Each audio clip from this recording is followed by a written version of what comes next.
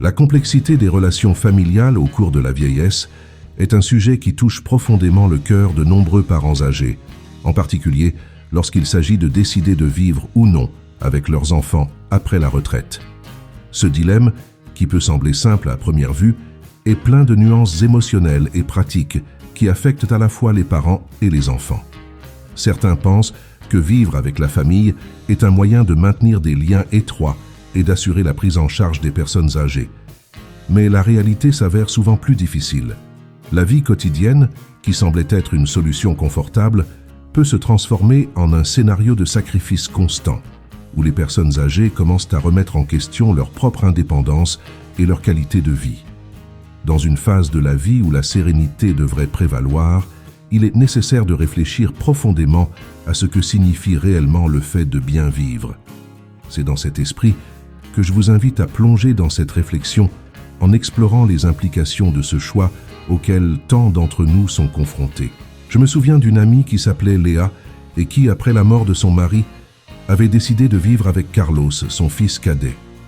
Elle avait passé la plus grande partie de sa vie à se consacrer à sa famille, l'élevant avec tout l'amour et le sacrifice qu'une mère peut offrir.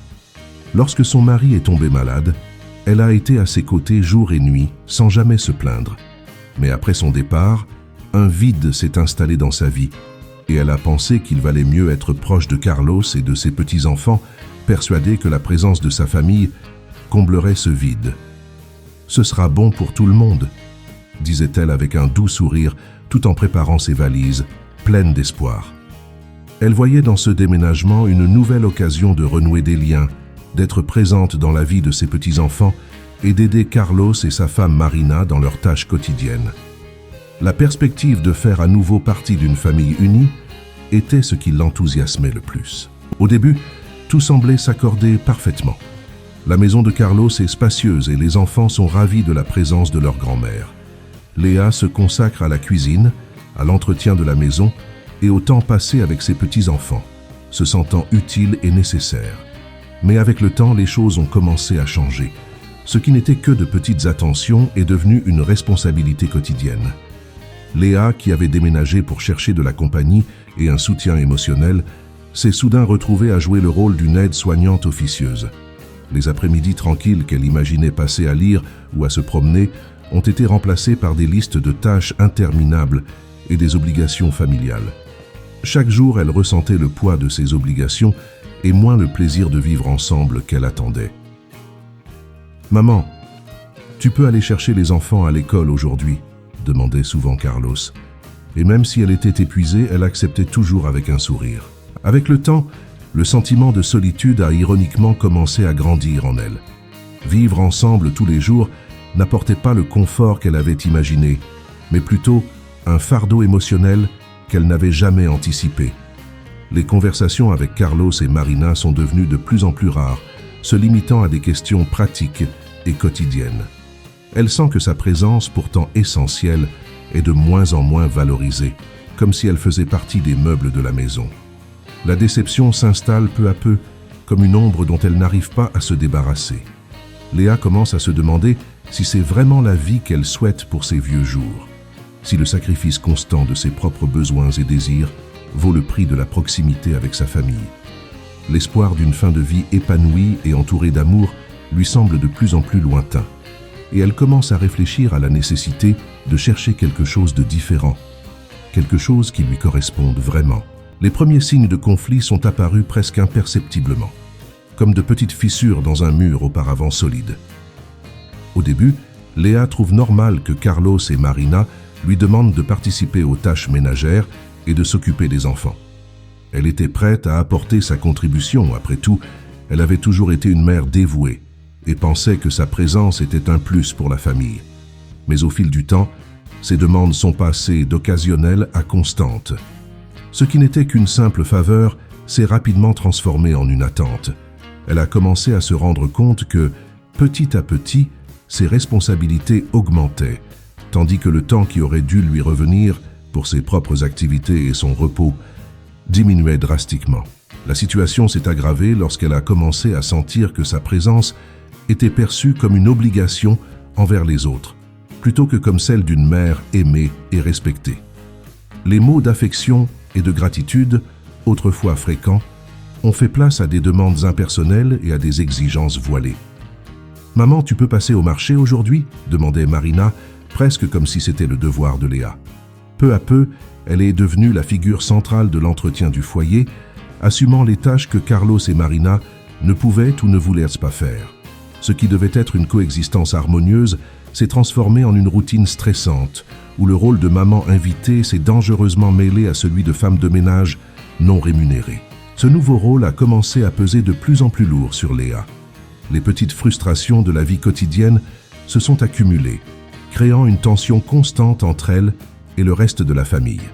Elle se sent prise au piège d'une routine qu'elle n'a pas choisie, où ses besoins et ses désirs sont constamment mis de côté au profit des autres. Le manque de reconnaissance de ses efforts a commencé à éroder l'enthousiasme qu'elle avait ressenti lors de son déménagement.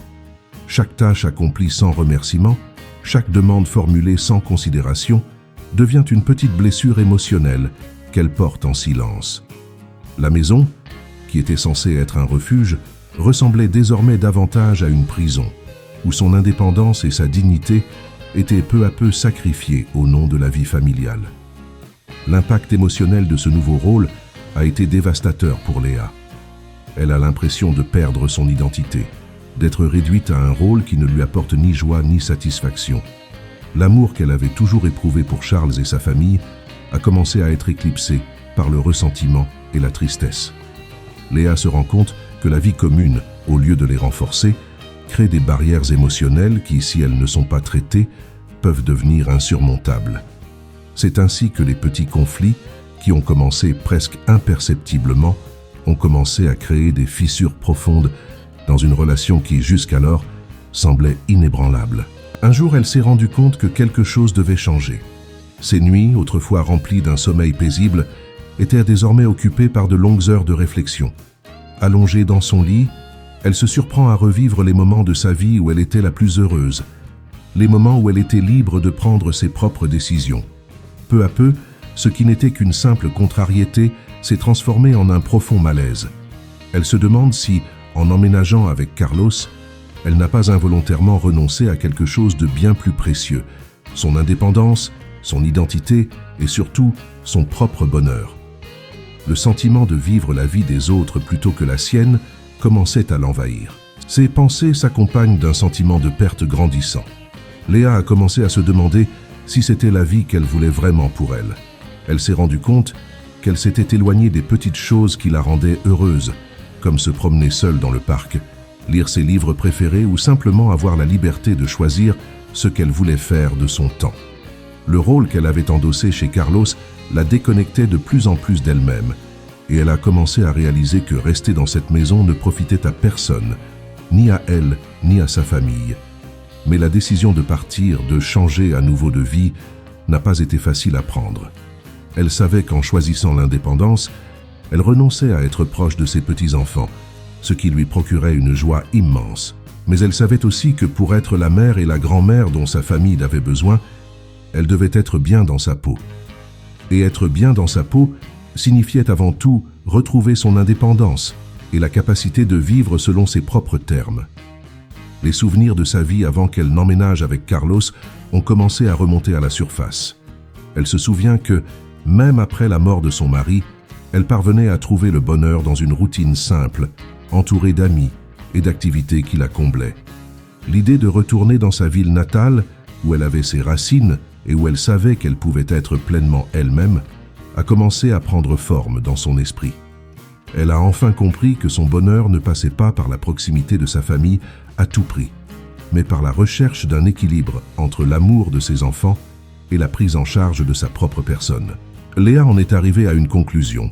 Pour préserver sa dignité, sa santé mentale et son bonheur, elle devait prendre une décision courageuse. Elle savait qu'il ne serait pas facile de communiquer cette décision à Charles et à sa famille, mais elle savait aussi que c'était le seul moyen de reprendre le contrôle de sa vie. Elle ne voulait plus être une simple présence silencieuse dans la maison de son fils. Elle voulait être maîtresse de son destin, même si cela signifiait affronter à nouveau l'inconnu.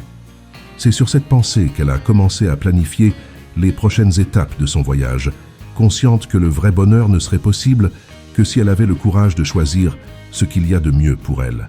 Déterminée à reprendre les rênes de sa vie, elle a un jour rassemblé tout son courage pour annoncer sa décision à sa famille. Ce matin-là, alors que le café était encore frais sur la table, elle a appelé Carlos et Marina pour discuter. Son cœur battait la chamade, mais ses mots sont sortis avec un calme surprenant.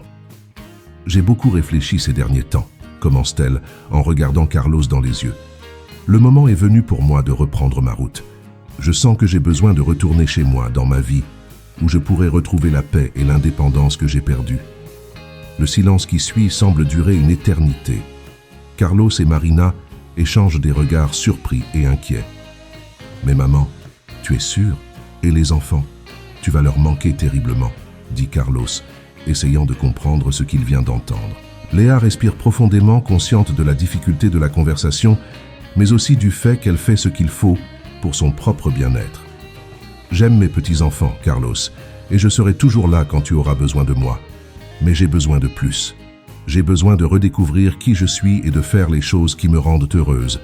Si je ne le fais pas maintenant, j'ai peur de me perdre définitivement. » Marina, qui était restée silencieuse jusque-là, acquiesce lentement, réalisant la profondeur de ce que Léa était en train de dire. « Tu nous manqueras beaucoup, mais nous voulons que tu sois heureuse. Et si cela signifie retourner chez toi, alors c'est ce que tu dois faire. » Ces paroles de soutien ont immédiatement soulagé Léa, qui s'est sentie enfin comprise. Le jour où elle est retournée dans sa ville natale a été riche en émotions contradictoires. Alors qu'elle préparait ses affaires, un mélange de tristesse et d'excitation l'a envahie. Quitter la maison de Carlos était douloureux, mais en même temps, l'idée de retourner chez elle, où elle pourrait vivre selon ses propres termes, la remplissait d'un nouvel espoir. Lorsqu'elle arrive à destination, le poids qui pèse sur ses épaules semble avoir disparu. Lorsqu'elle ouvre la porte de son ancienne maison, elle est accueillie par un silence douillet, différent de celui qu'elle avait ressenti dans la maison de son fils. C'était son espace, son refuge, et le sentiment de liberté qui l'envahissait était presque indescriptible. Au cours des jours suivants, elle a commencé à redécouvrir la vie qu'elle avait laissée derrière elle. Elle a repris ses promenades matinales, renoué avec de vieux amis et s'est même mise à pratiquer de nouveaux passe-temps qu'elle avait toujours voulu essayer, mais pour lesquels elle n'avait jamais eu le temps ou le courage de le faire. Chaque petit pas qu'elle a fait vers son indépendance a renforcé sa certitude d'avoir pris la bonne décision. Elle se sentait plus vivante, plus proche d'elle-même qu'elle ne l'avait été depuis des années. Elle savait que cette nouvelle phase ne serait pas sans défis, mais elle était désormais prête à les affronter avec la confiance de quelqu'un qui a choisi sa propre voie. La liberté qui lui avait semblé être un rêve lointain faisait désormais partie de sa réalité et elle était déterminée à profiter de chaque instant de cette renaissance personnelle.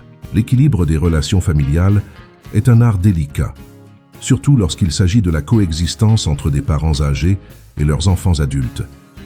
L'expérience de Léa illustre clairement comment une trop grande proximité peut créer des distances émotionnelles et générer des tensions qui n'existaient pas auparavant. En décidant de retourner vivre chez elle, elle ne cherchait pas seulement l'indépendance, elle reconnaissait l'importance de maintenir un espace sain entre elle et sa famille. La distance physique, loin d'être un signe de désunion, peut être la clé de la préservation et même du renforcement des liens familiaux. Lorsque chacun vit dans son propre espace, les visites deviennent de véritables moments de connexion, sans les tensions quotidiennes qui résultent souvent d'une cohabitation permanente. Le maintien d'un équilibre entre proximité et distance permet à chaque membre de la famille de vivre sa vie pleinement et authentiquement. Les enfants adultes, même s'ils aiment leurs parents, ont besoin d'espace pour créer leur propre routine, éduquer leurs enfants et cultiver leurs propres relations. De même, les parents âgés ont besoin d'un environnement où ils peuvent continuer à exercer leur autonomie, en maintenant leurs propres activités et intérêts. Lorsque cet équilibre est atteint, les interactions familiales acquièrent une nouvelle qualité. La distance crée de la nostalgie, et cette nostalgie, lorsqu'elle est comblée par des visites et des rencontres planifiées, renforce l'amour et le respect mutuel.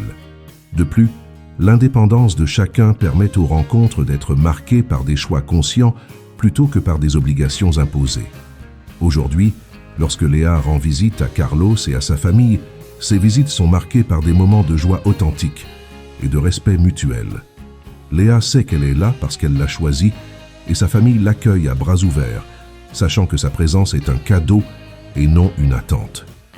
Cette nouvelle forme de relation où l'équilibre est valorisé rend chaque moment passé ensemble significatif et spécial, nourrissant les liens familiaux d'une manière saine. L'équilibre dans les relations familiales favorise une coexistence harmonieuse, où chacun a la possibilité de grandir et de s'épanouir. Il permet aux parents de conserver leur dignité et leur indépendance pendant la vieillesse, tandis que les enfants apprennent à apprécier le temps et l'espace partagés avec une nouvelle perspective. Elle a constaté qu'en préservant sa propre vie, elle a non seulement protégé sa santé mentale et émotionnelle, mais aussi revitalisé sa relation avec son fils et ses petits-enfants. Cet équilibre, bien que souvent difficile à atteindre, est fondamental pour le bien-être de chacun et pour la continuité de relations familiales saines et heureuses. Le sacrifice constant, lorsqu'il est pratiqué de manière excessive, peut devenir un piège dangereux, en particulier pour les parents âgés qui, dans leur désir de protéger et de soutenir leurs enfants, finissent par négliger leurs propres besoins et désirs. Léa, dans sa quête pour aider Carlos et sa famille, est arrivée à un point où elle a renoncé à tout ce qui la rendait heureuse. Elle pensait qu'en sacrifiant ses désirs, elle remplissait son rôle de mère, mais elle s'est vite rendue compte que cette voie ne la conduisait qu'à un état de profonde insatisfaction et de perte d'identité.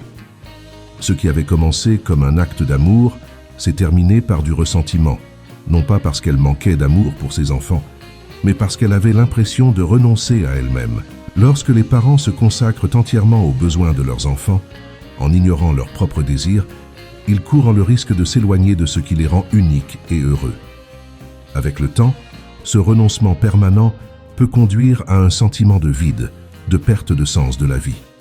Léa l'a constaté dans sa propre vie. Petit à petit, elle a cessé de lire ses livres préférés, de participer aux groupes sociaux qu'elle aimait tant, et même de prendre soin d'elle comme elle le faisait auparavant. Tout cela au nom d'un sacrifice qui, bien que bien intentionné, a commencé à consumer sa vitalité et son bonheur. En conséquence, elle a commencé à ressentir une certaine amertume, non pas face au manque de reconnaissance, mais face au sentiment d'avoir perdu quelque chose de précieux, son essence même. Il est important de se rappeler que prendre soin de soi n'est pas un acte égoïste, mais une nécessité vitale pour rester en bonne santé et pouvoir aider les autres. Comme le dit le proverbe, on ne peut pas verser dans une tasse vide. Si les parents veulent continuer à apporter un soutien solide à leurs enfants, ils doivent s'assurer que leurs propres besoins émotionnels, physiques et mentaux sont satisfaits. Lorsque Léa a finalement décidé de donner la priorité à son bien-être, elle a non seulement retrouvé sa joie de vivre, mais elle est aussi devenue une mère et une grand-mère plus présentes et plus épanouies, capables d'offrir le meilleur d'elle-même sans se sentir dépassée. L'histoire de Léa nous rappelle avec force que l'équilibre entre le soin des autres et le soin de soi est essentiel à la santé émotionnelle et au maintien de relations familiales saines. Le sacrifice fait partie du parcours d'un parent, mais il ne doit pas se faire au détriment de son propre bonheur. Lorsque les parents s'autorisent à vivre pleinement leur propre vie, non seulement ils en bénéficient, mais ils enseignent également à leurs enfants l'importance d'une vie authentique et équilibrée. Après tout, être heureux et épanoui n'est pas seulement un droit, c'est aussi la base pour créer un environnement familial aimant et équilibré. Le parcours de Léa nous montre l'importance vitale de l'indépendance dans la vieillesse. Avec l'âge, la société attend souvent de nous que nous sacrifions nos besoins et nos désirs au profit de la famille, en particulier des enfants. Cependant, l'expérience de Léa montre que le maintien de l'autonomie et la préservation de sa propre identité sont fondamentaux pour une vie pleine et satisfaisante. Sa décision de quitter le domicile de son fils et de retourner à sa propre vie était plus qu'un simple changement d'adresse. C'était un acte de réaffirmation de sa dignité et un choix conscient de donner la priorité à son bonheur et à son bien-être. L'indépendance des personnes âgées ne signifie pas qu'il faille déménager ou abandonner les relations familiales, mais plutôt qu'il faut rechercher un équilibre sain permettant aux parents et aux enfants de vivre pleinement leur vie, sans pression ni sacrifices inutiles. Léa a appris qu'en prenant soin d'elle-même, elle est devenue une mère et une grand-mère plus présente et plus heureuse, capable de passer du temps avec sa famille sans avoir la charge émotionnelle de s'effacer. C'est cet équilibre qui permet aux relations familiales de se renforcer sur la base du respect mutuel et de la valorisation de l'individualité de chacun. Pour ceux qui se trouvent dans des situations similaires, il est essentiel de se rappeler que la quête d'indépendance n'est pas un acte d'égoïsme, mais d'amour de soi et de respect de son propre parcours de vie. Rester actif, cultiver ses intérêts personnels et garantir son propre espace sont des éléments clés pour une vie équilibrée pendant la vieillesse.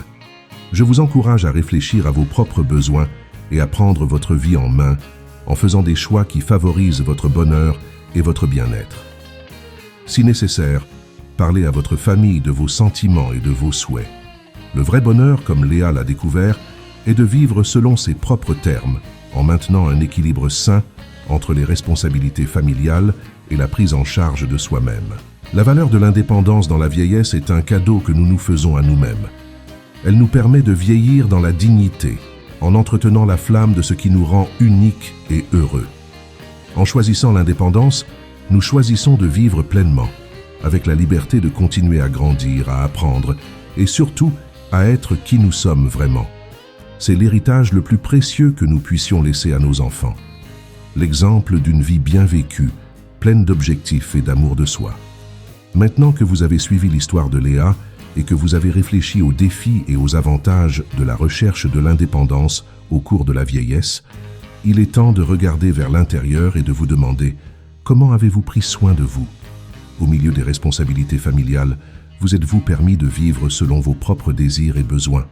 La décision de Léa est une démarche courageuse pour se réapproprier son bonheur et son bien-être. Que pourriez-vous changer dans votre vie pour faire en sorte que votre parcours soit également plein et satisfaisant? Je vous invite à réfléchir à votre propre expérience et à considérer les choix que vous avez faits jusqu'à présent. Il est peut-être temps de parler à vos enfants, d'exprimer vos sentiments et de redéfinir les limites qui peuvent favoriser une relation plus saine et plus équilibrée.